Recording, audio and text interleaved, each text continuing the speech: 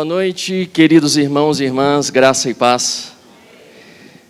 Deus está entre nós.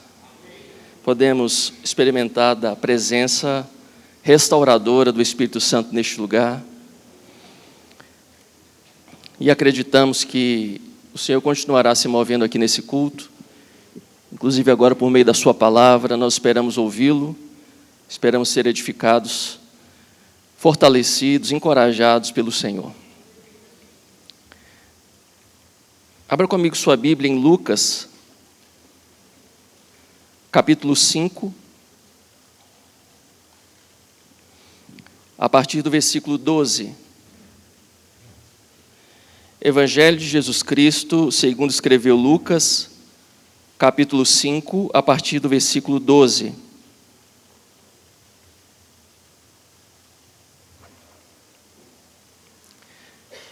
Diz assim a palavra de Deus. Estando Jesus numa das cidades, passou um homem coberto de lepra. Quando viu Jesus, prostrou-se com o rosto em terra e rogou-lhe: se quiseres, podes purificar-me. Jesus estendeu a mão, tocou nele, dizendo: quero, seja purificado. E imediatamente a lepra o deixou.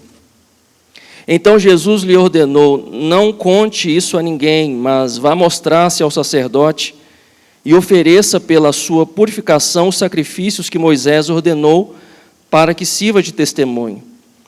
Todavia as notícias a respeito dele se espalhavam ainda mais, de forma que multidões vinham para ouvi-lo e para serem curadas de suas doenças. Mas Jesus retirava-se para lugares solitários e orava. Que o Senhor fale conosco, que essa palavra que foi lida seja aplicada aos nossos corações, que nela encontremos inspiração para a nossa vida, para a nossa jornada cristã. Amém? Os evangelhos relatam vários milagres que Jesus Cristo realizou. E um desses milagres era exatamente a purificação de leprosos.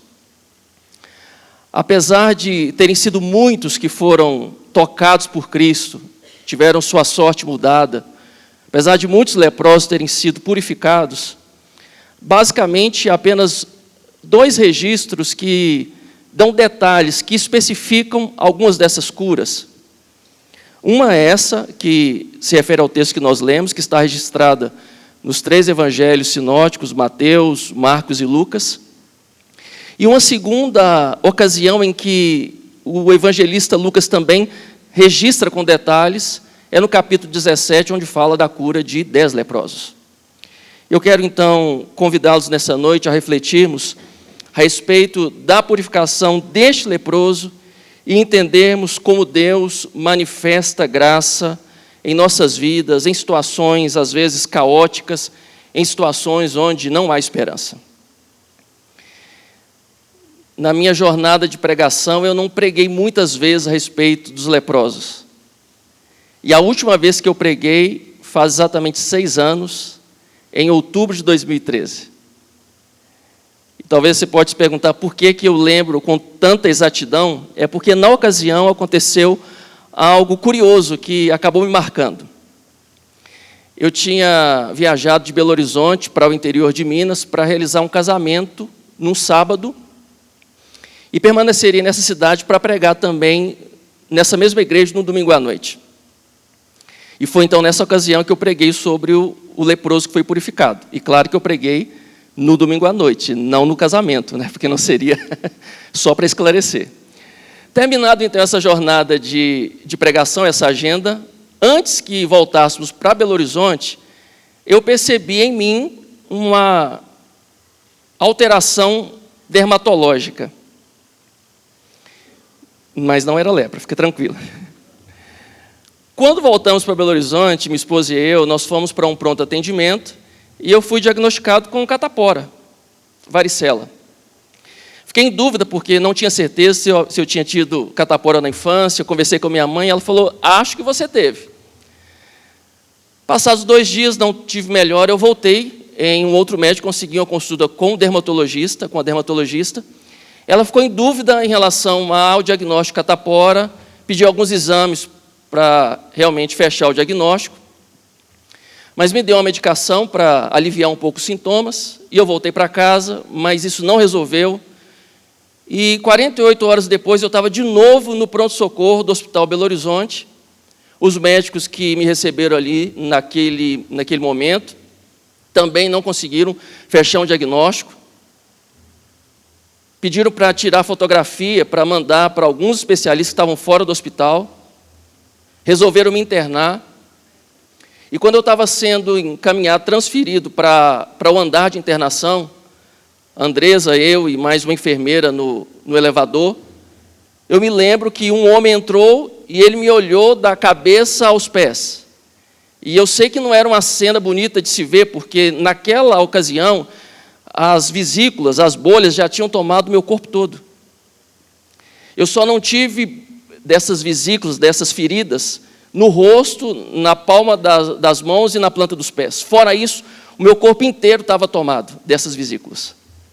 E ele me olhou e eu fui então para a internação, me levaram para um quarto comum, mas logo em seguida uma enfermeira veio e me transferiu para o isolamento. E ela disse assim: o homem que te encontrou no elevador era um médico infectologista, era infectologista do hospital.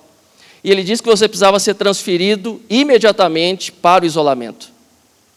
Como enfermeiro, eu sabia que aquela medida visava a minha proteção, para que eu não corresse risco de outras infecções. Mas, apesar de saber que era para a minha proteção, eu me senti muito mal. Eu estava sentindo na pele o que eu tinha pregado no domingo, porque eu tinha falado na igreja sobre a experiência dos leprosos, inclusive quanto à questão do isolamento. Eu estava sentindo na pele aquilo, o quanto que era ruim. Eu estava me sentindo sujo, inapto para estar em contato com as pessoas, e aquela experiência foi muito desagradável.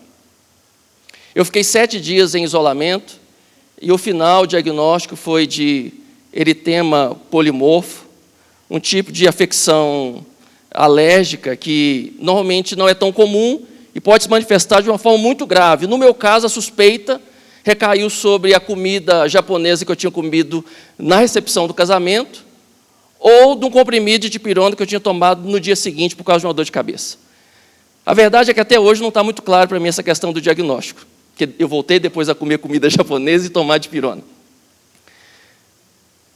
Mas, ainda bem que os cristãos evangélicos não são supersticiosos, porque se fosse, eu jamais pregaria de novo sobre o leproso. Apesar de saber que foi só uma simples coincidência, minha esposa e eu brincávamos assim: de qualquer forma, é melhor esperar um pouco antes de pregar de novo sobre essa história dos leprosos. Eu contei para vocês essa longa história para tentar criar em vocês alguma empatia por quem está doente, por alguém que está à espera de um diagnóstico, por pessoas que estão em situação de sofrimento por causa de alguma enfermidade.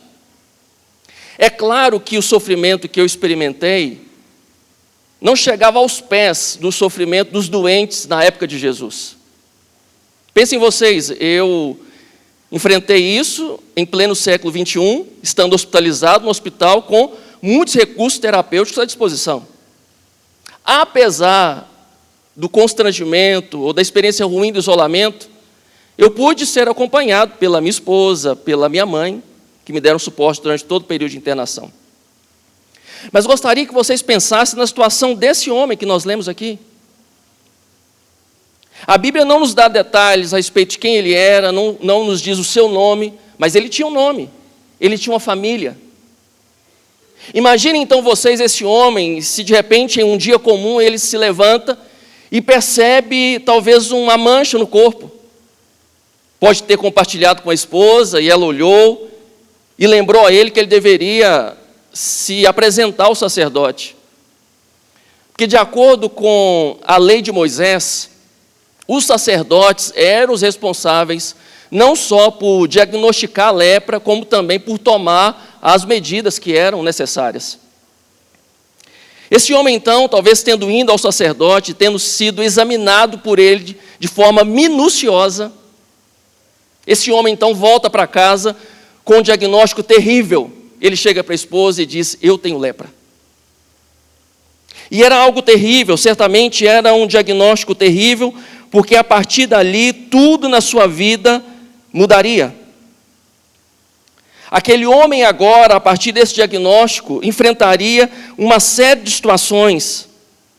A lepra era essa doença dermatológica, infecciosa, talvez como a lepra que nós conhecemos hoje, e a hanseníase, na verdade, ou na verdade incluía muitas outras doenças que recebiam um único diagnóstico, como lepra.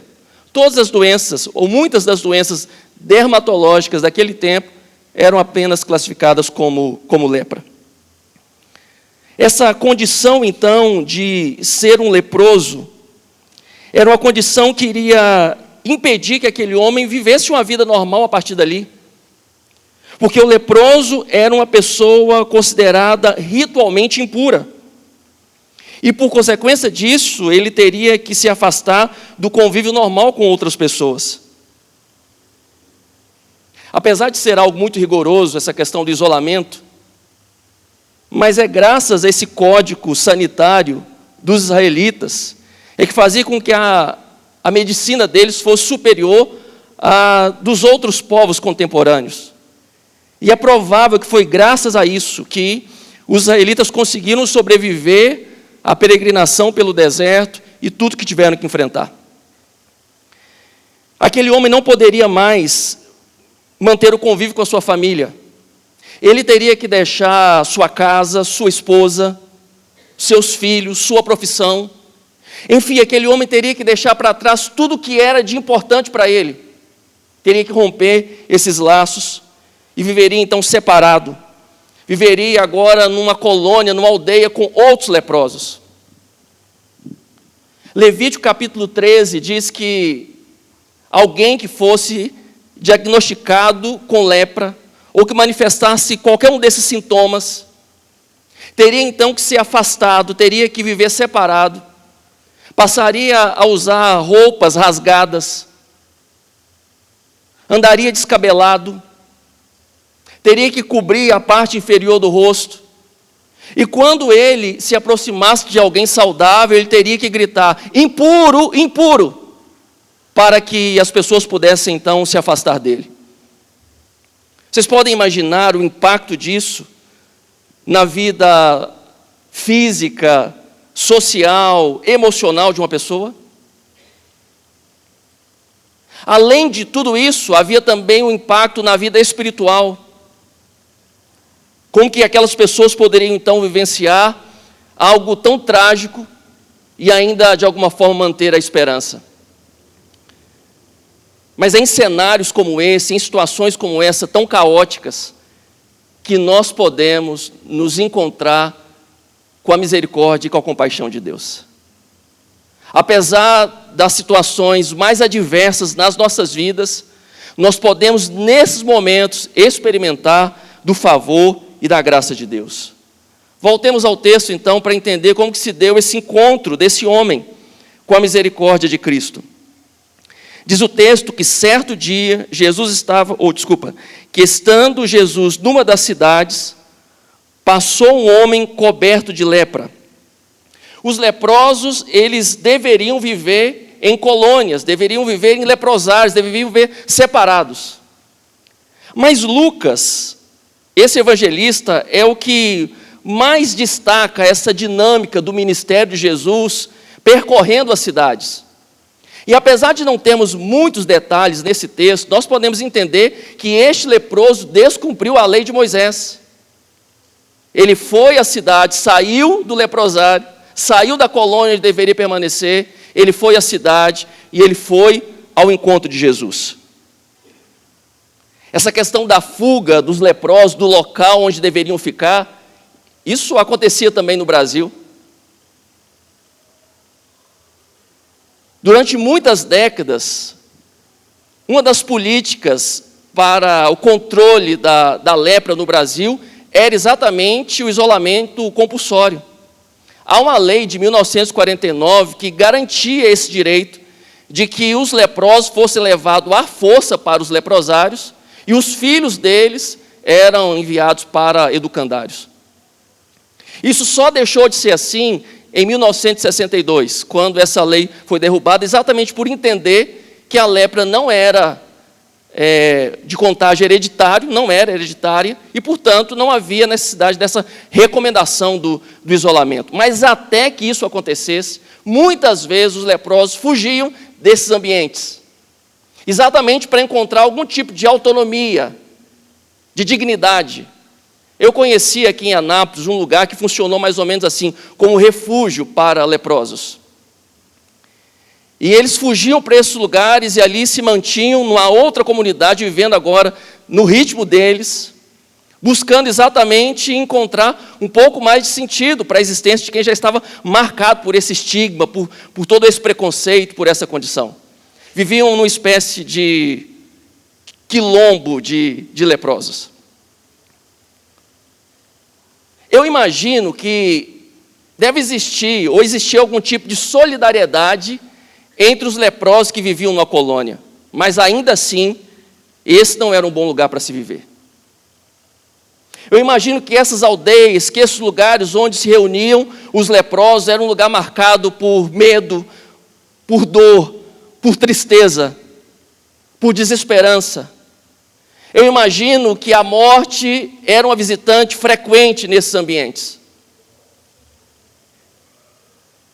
E agora, falando de uma forma figurada, nenhum ser humano deveria habitar num ambiente assim. Nós dizemos que o ser humano ele tem a capacidade de se adaptar a tudo na vida, inclusive às coisas ruins, isso é uma verdade. Mas nós não deveríamos jamais perder a esperança de que as coisas podem melhorar. A fé nos move. A fé nos faz exatamente sair deste lugar que às vezes estamos, dessa condição de limitação, de miséria, e nos faz caminhar em direção a Deus, a sua graça, o seu favor. Esse homem, então, saindo do lugar onde ele estava, ele foi à cidade e foi ao encontro de Jesus.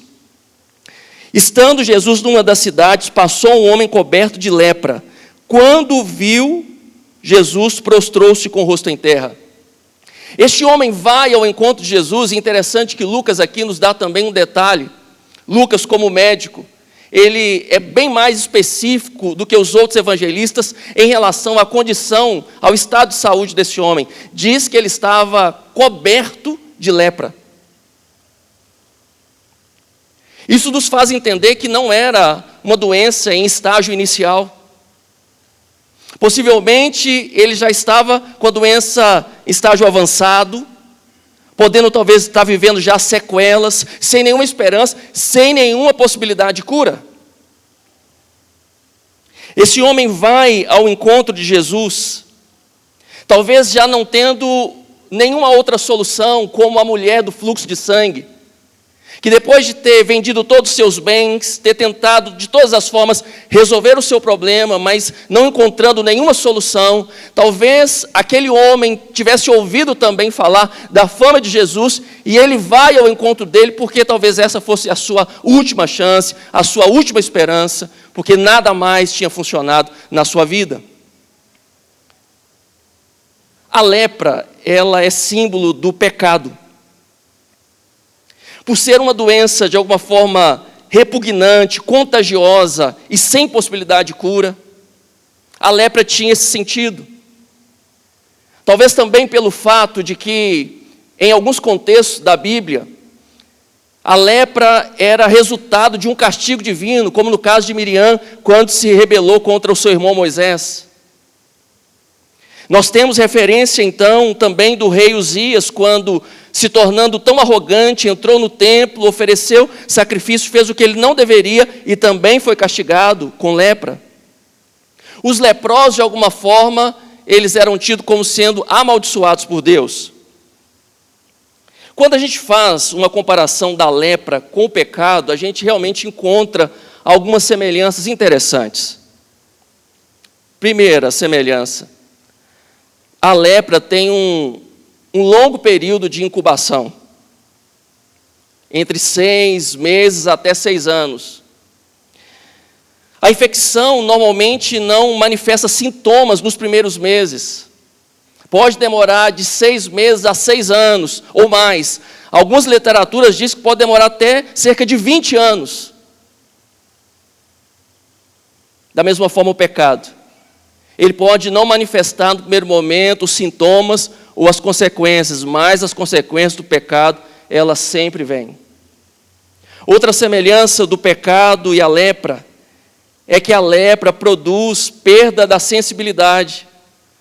Tanto que uma das formas do diagnóstico da hanseníase nos nossos dias é exatamente o teste de sensibilidade nas áreas que foram afetadas. O pecado também causa insensibilidade. O pecado, às vezes, deixa o coração endurecido, petrificado. Pessoas que, às vezes, estão vivendo a condição de pecado, são insensíveis aos outros, insensíveis, inclusive, à própria condição em que estão vivendo. Outra semelhança é que a lepra, ela não acometia somente a pele, mas o seu acometimento era ainda mais profundo. Além das manchas que eram comuns, as manchas esbranquiçadas ou avermelhadas que as pessoas tinham pela pele, haviam também outros comprometimentos, como do sistema nervoso periférico, podiam surgir nódulos nos nervos, nos olhos, na pele.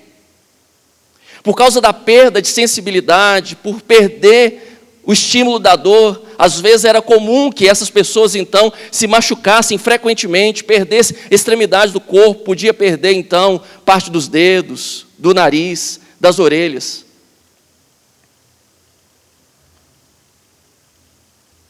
Da mesma forma, as consequências do pecado na vida de uma pessoa não é algo superficial, mas é algo profundo. Não atinge apenas o corpo, não apenas o físico, mas também a alma, também o espírito. O pecado destrói, nos deforma. O pecado nos tira da condição de vivermos o melhor do propósito de Deus para a nossa vida. Uma outra semelhança, a lepra tinha um grande impacto social. O leproso tinha os seus vínculos familiares, sociais rompidos, tinha que viver longe de todo mundo. O pecado também faz isso. O pecado nos afasta de Deus, o pecado nos afasta das pessoas, e o pecado nos afasta de nós mesmos, de quem nós podemos ser, daquilo que fomos chamados para ser, do propósito para o qual Deus nos criou. Quantas pessoas no Brasil não estão impedidas de desfrutar do relacionamento conjugal, familiar, do relacionamento com os filhos, por causa do alcoolismo? Quantos jovens, quantos adultos não estão sofrendo com a baixa produtividade na escola, no trabalho, por causa do vício com a pornografia? O pecado pode, de fato, fazer com que as pessoas se distanciem, não convivam, não experimentem desse grande propósito de Deus, que é de vivermos em família, vivemos em sociedade, nos relacionarmos, cuidarmos uns dos outros. A lepra deixa marcas e cicatrizes, o pecado também. A lepra deixava a pessoa impura, inclusive impedida de participar do culto público. O pecado não nos impede de entrar na igreja, mas nos impede de uma relação plena com Deus. E por fim, a lepra mata, o pecado também. O salário do pecado é a morte. Graças aos avanços da ciência, a lepra hoje é uma doença totalmente curável. Em 6 meses, 1 ano de tratamento, a pessoa pode ficar totalmente curada. Inclusive, logo no início do tratamento medicamentoso, ele já não é mais portador de forma contagiosa da doença. Isso é maravilhoso. Os pacientes agora podem se tratar junto da família. Tanto que no Brasil, hoje nem se usa mais a expressão lepra, mas hanseníase, exatamente para tirar esse estigma social, todo esse preconceito. A ciência encontrou solução para a lepra. Mas a ciência não encontrou solução para o pecado. Mas graças a Deus que o Pai enviou Jesus Cristo, seu Filho, como remédio para as nossas enfermidades espirituais. Porque Ele levou sobre si as nossas dores e as nossas enfermidades. O castigo que nos traz a paz estava sobre Ele, e pelas suas pisaduras nós fomos sarados. Jesus Cristo é a única solução e resposta para quem está em sofrimento, em condição de enfermidade, seja ela física ou espiritual. E esse homem, ao entender isso, vai exatamente em direção a Jesus. Quando viu Jesus, prostrou-se com o rosto em terra. E é assim também que nós devemos nos aproximar de Cristo, irmãos.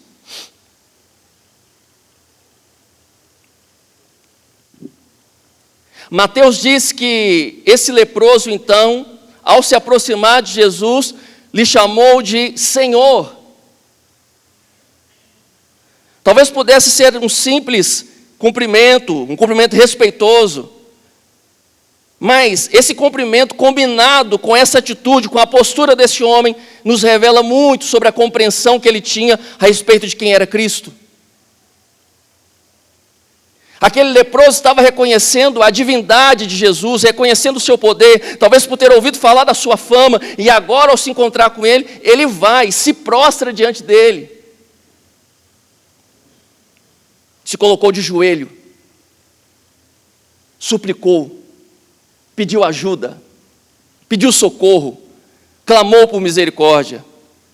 Existem vários textos bíblicos que associam a adoração com essa ideia de se colocar de joelhos diante de alguém. Mateus diz isso, que ele foi até Jesus, o chamou de Senhor e o adorou. A gente se prostra diante de alguém que nós reconhecemos que é nosso Senhor, que é autoridade. Ele é Senhor e nós somos os servos. Ele manda e nós obedecemos à sua vontade. Esse leproso nos ensina como nós devemos nos aproximar de Cristo. Nós devemos adorar ao Senhor em toda e qualquer situação da nossa vida. Nós devemos adorá-lo não apenas com as nossas palavras, mas também com a nossa atitude de prostrar o nosso coração diante do Senhor e reconhecer o senhorio dele sobre nós. Nós devemos adorar o Senhor também com a nossa súplica, com o nosso clamor, com o nosso rogo. O Senhor também é adorado quando nós lhe suplicamos, quando nós colocamos diante dele as nossas necessidades, porque assim estamos reconhecendo que não há outro que possa resolver aquilo que não está no nosso controle. Nós podemos adorá-lo assim. Aquele homem então se aproxima de Jesus, ele se prostra, ele se coloca aos pés de Cristo e lhe roga, e ele diz: se quiseres, podes purificar-me. O pedido daquele homem, o pedido daquele leproso, não era para ser curado, era para ser purificado. Em todos os registros onde fala dos milagres de Jesus em relação aos leprosos, não era apenas cura, mas era purificação, exatamente porque eles eram cerimonialmente impuros. Viviam à margem da sociedade, não podiam ser tocados, viviam em situação de total miséria, e agora aquele homem vai e pede a Cristo para que ele seja purificado pelo seu poder. O nosso Cristo é aquele que pode nos purificar, é aquele que pode nos lavar, é aquele que pode mudar a nossa sorte, é aquele que pode mudar a condição em que nós estamos. Nós confiamos naquele que pode fazer algo sobrenatural em nossas vidas. E percebam que este leproso não aproxima de Jesus com uma pergunta, mas é uma afirmação. Ele não pergunta: tu podes me purificar? Ele diz: se quiseres, podes me purificar. É uma declaração de fé, é uma declaração de confiança. Aquele homem sabia de fato do poder de Cristo e daquilo que Cristo poderia realizar em sua vida. E qual a resposta de Jesus? A resposta de Jesus não é outra, diferente daquilo que nós poderíamos esperar, diferente do desejo daquele homem. Jesus estendeu a mão e tocou nele. Marcos faz um acréscimo nessa narrativa, dizendo que Jesus, cheio de compaixão, tocou naquele leproso. O leproso estava cheio de lepra, tomado pela lepra, mas Jesus estava cheio de compaixão. Jesus estava cheio de misericórdia. A palavra compaixão vem de um termo grego que significa intestino, entranhas. Exatamente por essa compreensão de que a sede dos sentimentos não era apenas o coração, mas as entranhas, inclusive os intestinos. Quando a gente sente uma emoção muito forte, a gente sente um frio na barriga. Compaixão é isso, é mover-se intimamente. Jesus se moveu, se compadeceu daquele homem. Jesus não o curou apenas porque queria realizar um milagre. Jesus não curou aquele homem, não o purificou apenas porque quisesse dar uma demonstração do seu poder. Ele o curou, ele o tocou por causa da sua compaixão. Nós servimos a um Deus que tem compaixão de nós. Nós servimos a um Deus que entende o nosso sofrimento. Ele não é indiferente àquilo que nós estamos vivendo. Ele sabe das nossas dores. Ele se interessa por nós. Ele vem ao nosso encontro. Ele nos toca. Assim como o bom samaritano, naquela parábola, que desceu do seu animal, que foi ao encontro daquele homem que estava caído, que estava machucado. O samaritano, então, ele naquela estrada tão perigosa, onde um homem já tinha sido assaltado, ele se coloca em risco, ele desce do seu animal e ele vai lá e cuida das feridas. O nosso Cristo, ele desceu dos céus. Ele veio ao nosso encontro. Ele se encarnou nesse mundo, esse mundo caótico, sujo. Jesus veio viver essa realidade humana. Jesus, ele tocou nas nossas imundícias, nas nossas misérias, e ele demonstrou da sua compaixão. A lei de Moisés dizia que se alguém tocasse em um impuro, se tornaria impuro também. Mas o nosso Cristo, que é puro, tocou em nós que éramos impuros, e ele nos tornou puros como ele. Nós éramos pecadores e ele santo, mas ao tocar em nós, ele nos tornou santos como ele é santo. Nós estamos falando desse que se compadece, desse que se movimenta, desse que vem ao nosso encontro, desse que se manifesta de uma forma tão misericordiosa em nossas vidas. Jesus não precisava tocar naquele homem para poder curá-lo. Jesus poderia ter curado ele à distância, como ele fez inclusive com os outros 10 leprosos, que vieram em direção a Jesus pedindo para que fossem curados, e à distância mesmo Jesus falou, vão e se mostrem aos sacerdotes. Mas Jesus decidiu tocá-lo. Hoje sabemos que a principal forma de contágio da hanseníase ou lepra seria pela secreção, pelas gotículas de saliva, não pelo contato com a pele. Mas como o diagnóstico aqui nesse tempo se referia a todas as doenças dermatológicas, inclusive aquelas que eram contagiosas pelo contato, o leproso não deveria ser tocado. Dá para imaginar isso? Passar um longo tempo da sua vida sem essa oportunidade de tocar e de ser tocado, sem receber afeto, sem receber abraço, sem que alguém lhe toque na mão, ou se alguém fizesse isso, com nojo, com indiferença. Antes de curar aquele homem da sua enfermidade física, Jesus cura a sua alma. Jesus lhe devolve a dignidade. Jesus olha para ele, toca nele, e a resposta de Jesus para ele é, sim, eu quero que você seja curado. Jesus o tira daquela condição de solidão, de isolamento, de distanciamento, e o traz para perto. E permite que ele se achegue, permite que ele experimente do favor, do afeto, da graça. Jesus estende a mão. Eu me lembro de uma canção antiga, que diz que a minha alma estava longe do caminho do céu. Eu era pobre e desprezível pecador.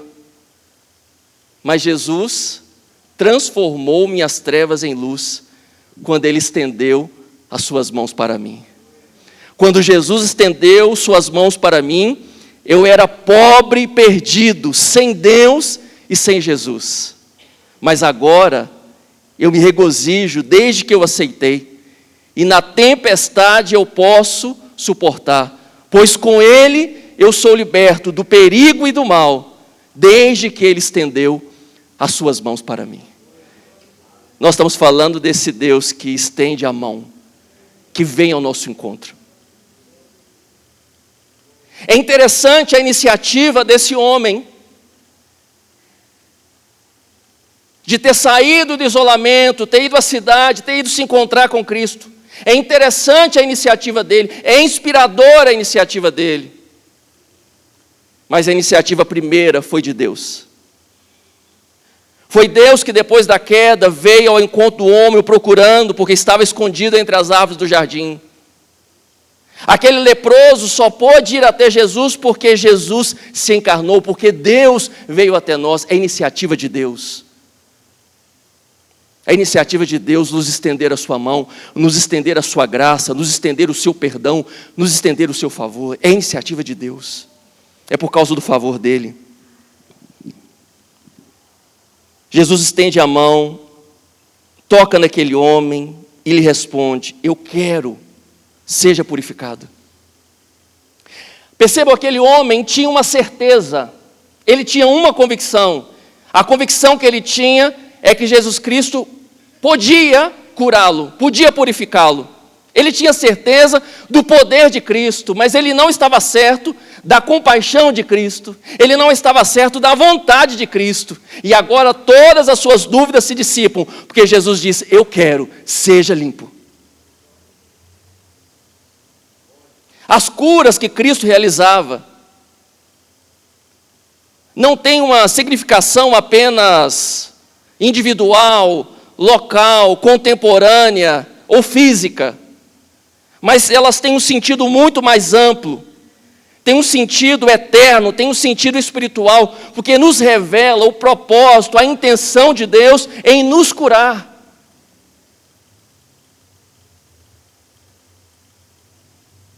É bem verdade que algumas pessoas precisarão enfrentar algumas enfermidades. É bem verdade que talvez todos nós tenhamos que enfrentar a morte um dia. Mas estamos falando da primeira morte, porque a segunda morte nós não precisaremos enfrentá-la, porque o desejo de Cristo, a intenção de Deus em relação a nós é que sejamos purificados, que sejamos perdoados e que recebamos a vida eterna. Quando nos aproximamos de Deus, uma certeza nós precisamos ter: que Deus é bom, que as suas intenções são boas em relação a nós, que os pensamentos de Deus são bons a nosso respeito e que o plano de Deus para nós é um plano de vida abundante, de uma vida eterna. O leproso diz: se quiseres, podes me purificar. Jesus estende a mão, toca e ele diz: eu quero, seja limpo. Seja purificado. E o texto nos diz que imediatamente a lepra o deixou.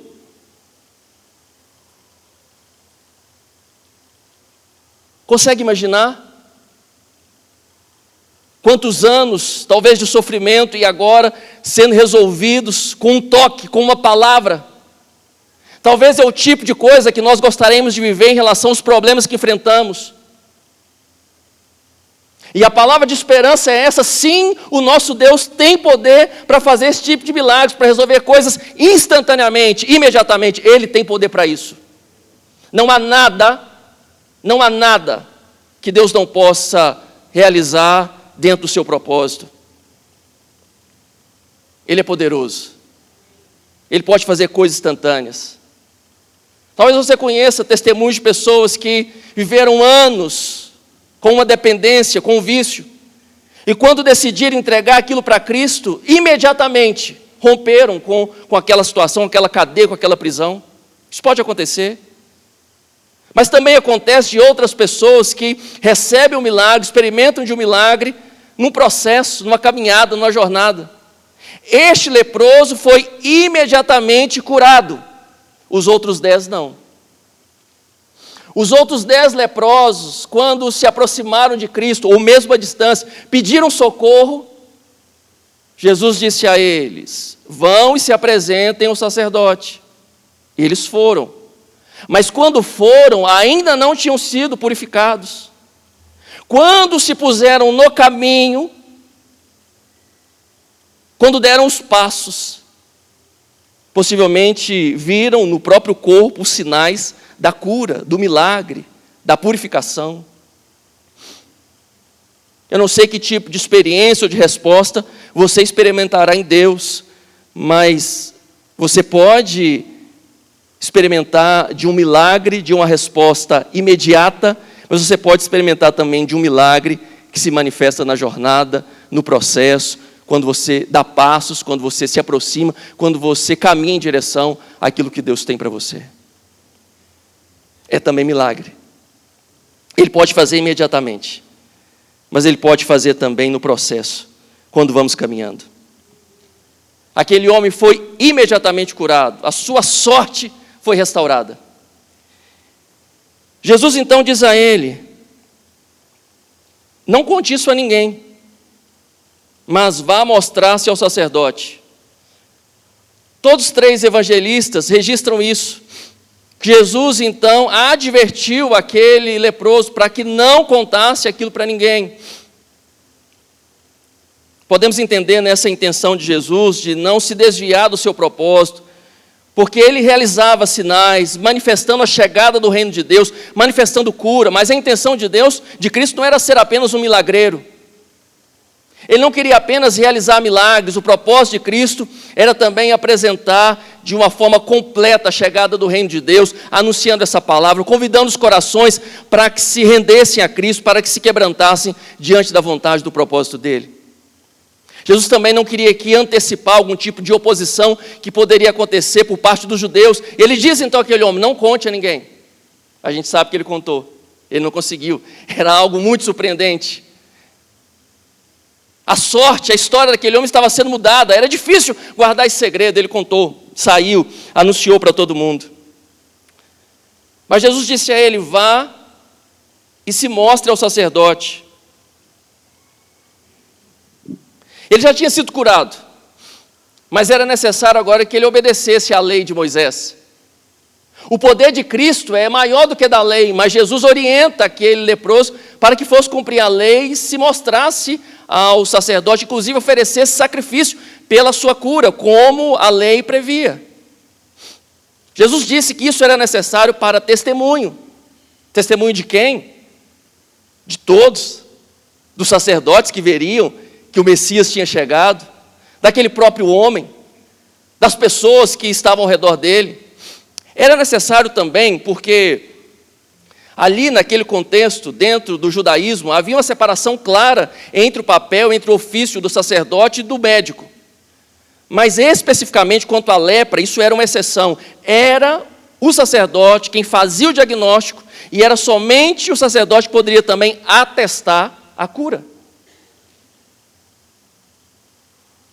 Jesus Cristo estava dizendo: vá lá para que o seu milagre seja legitimado. Vá lá diante do sacerdote para que fique comprovado, porque era o sacerdote que poderia então restituí-lo à sinagoga para participar do culto público. Era o sacerdote que poderia liberá-lo também para o convívio da família. Isso era algo importantíssimo para aquele homem, não apenas ser curado, mas poder agora fazer o caminho de volta, restaurar os relacionamentos. Quando nós nos encontramos com Cristo e com o seu poder, Ele nos dá também a oportunidade de agora nos reconectarmos com Deus e nos reconectarmos com as pessoas. Jesus Cristo, quando curava as pessoas, Ele as devolvia para a sua família, as devolvia para a sociedade, dizia: tome a sua cama, tome o seu leito, anda, volta para a sua família. Eu acredito no Evangelho que de fato nos alcança, nos transforma e nos permite agora viver bem em família. Porque algumas pessoas estão vivendo numa condição de isolamento, mesmo debaixo do mesmo teto, com relacionamentos quebrados. Mas quando nos encontramos com a graça de Deus, nós podemos agora enfrentar essas barreiras e nós podemos agora caminhar vivendo essa maravilhosa proposta de Deus, de sermos uma família, de vivermos essa experiência do cuidado mútuo, do afeto, de nos tocarmos, de nos cuidarmos, de nos ajudarmos, de caminharmos vivendo nessa experiência de sermos uma família em Cristo. Esse encontro com Cristo nos faz agora nos reconectarmos.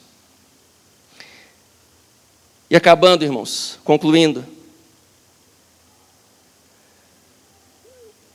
dentro das regras da homilética, não é muito adequado dizer as etapas do sermão e nem dizer que está concluindo, até porque, em alguns casos, quando o pastor fala que está concluindo, ele ainda costuma pregar mais uns 30 minutos ainda.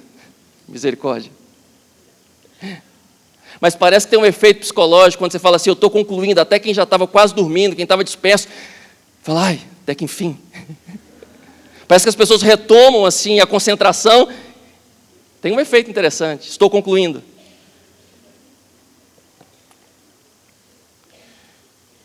Versículo 15 diz, todavia as notícias a respeito dele se espalhavam ainda mais, de forma que multidões vinham para ouvi-lo e para serem curadas de suas doenças. A fama dele se espalhou. Não só ali pela Galileia, mas por toda a Palestina.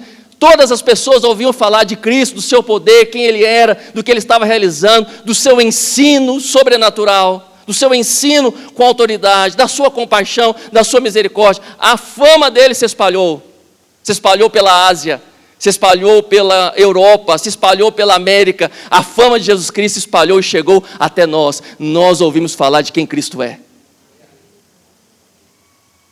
E eu queria que você se animasse, relembrasse nessa noite do poder de Cristo, da sua fama e de quem Ele é. Ele é um Deus poderoso. Eu não estou querendo vender ilusões, mas estou querendo compartilhar com você esperança. Irmãos, é verdade que nós não vamos alcançar uma vitória plena em relação ao pecado nessa vida, só na glorificação que acontecerá na segunda vinda de Cristo. Mas é também verdade que nós já podemos experimentar por antecipação dessa vitória sobre o pecado nos nossos dias, pela obra que o Espírito Santo está realizando em nós, a santificação que Ele está manifestando em nossas vidas. Meu desejo é que o Espírito Santo possa animar o seu coração quanto a isso. Mesmo depois da minha conversão, eu vivi um tempo de muito fracasso na vida espiritual, porque me faltava a compreensão daquilo que a graça de Deus podia fazer na minha vida, no sentido de me ajudar a romper com algumas prisões. O Senhor pode nos permitir viver uma vida abundante a partir de agora. A vida abundante em Cristo não é uma promessa apenas para os céus, não é apenas para o porvir, começa hoje. Nós podemos experimentar em Cristo de uma transformação, de uma purificação, de uma ação dele que nos faz avançar, de nos faz chegar aonde ainda não conseguimos chegar. A vida abundante em Cristo já começou.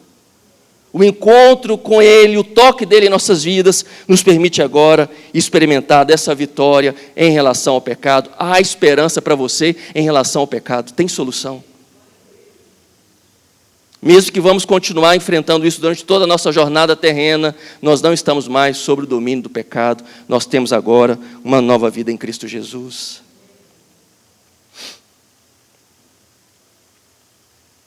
Há 2 dias eu tive um sonho, que eu estava num lugar que eu não sabia reconhecer, não conhecia o lugar, e nem conhecia as pessoas que ali estavam. Eu estava numa roda, e tinha uma pessoa tocando um violão, e tocava de uma forma magnífica. E cantava também, e essa pessoa tinha uma voz, assim, divina.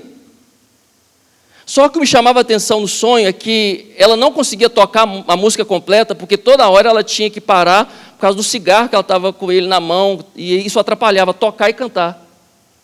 E eu ali naquela roda pensava, por que essa pessoa não deixa o cigarro para poder terminar essa música, porque essa pessoa canta tão bem? Eu estou contando esse sonho apenas para dizer que talvez exista alguma situação na sua vida que você também não está conseguindo fazer de forma plena, porque tem alguma coisa te impedindo.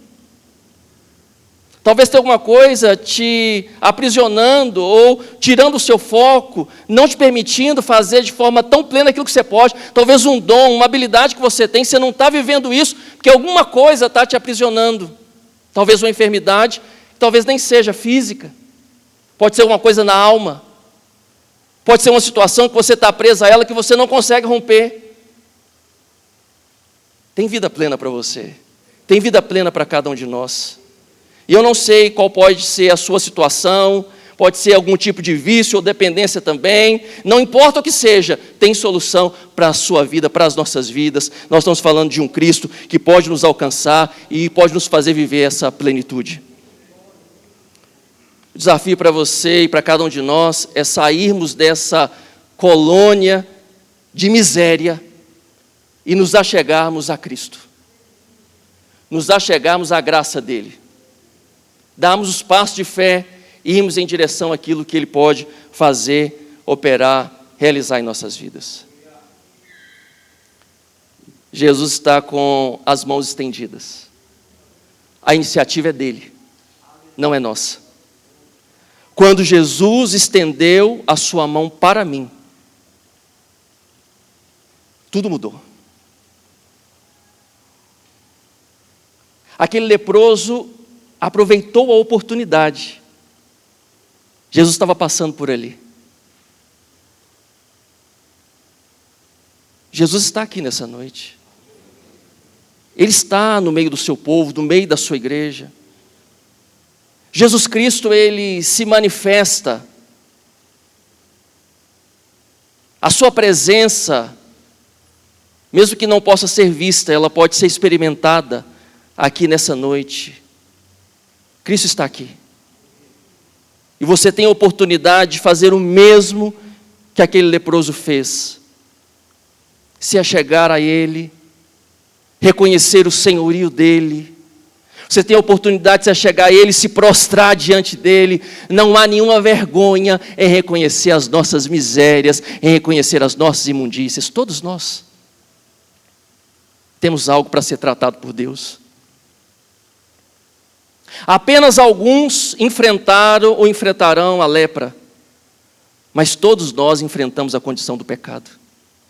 E todos nós podemos experimentar do favor, do perdão e da graça de Deus.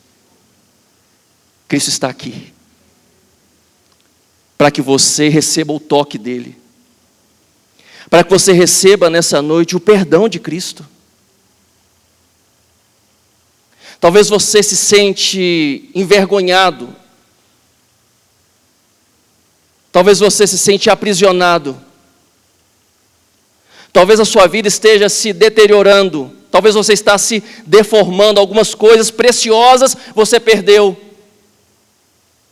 Mas o encontro com Cristo, com a sua graça, pode nos dar a chance de fazer o caminho de volta, de reatar os relacionamentos, de refazer os caminhos, de viver em família.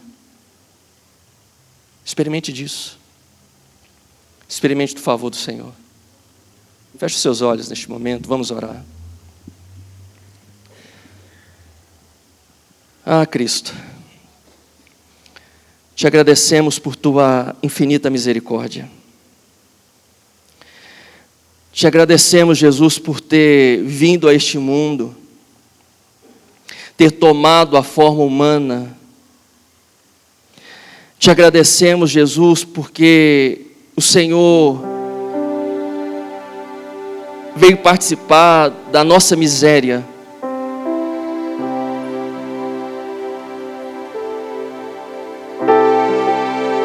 Mesmo sendo Deus, o Senhor escolheu vir a este mundo em forma humana e manifestar a misericórdia do Pai.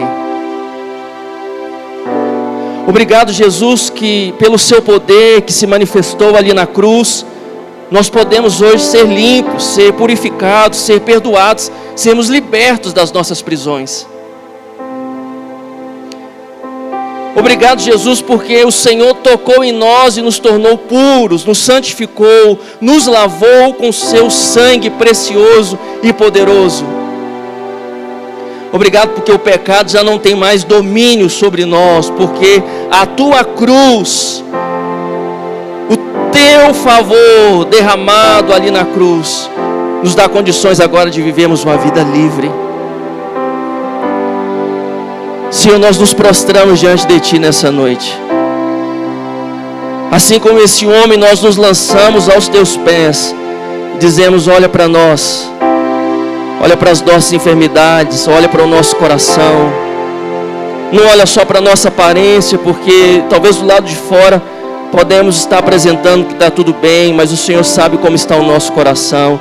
E nós pedimos: nos veja por inteiro, nos toque, nos restaura o nosso corpo, a nossa alma, o nosso espírito, nos dá a vida plena. Nos ajude, Senhor, a viver o teu propósito. Nós queremos, Senhor, viver plenamente a tua vontade. Se há alguém, Senhor, aqui nessa noite, algum irmão, alguma irmã, que precisa experimentar, Senhor, dessa nova vida, dessa libertação, nós pedimos: faz isso. Que cada um de nós possamos ter consciência nessa noite do teu grande poder. Aquele que cura os enfermos pode também perdoar pecados. Cura-nos, Senhor. Perdoa-nos, Senhor.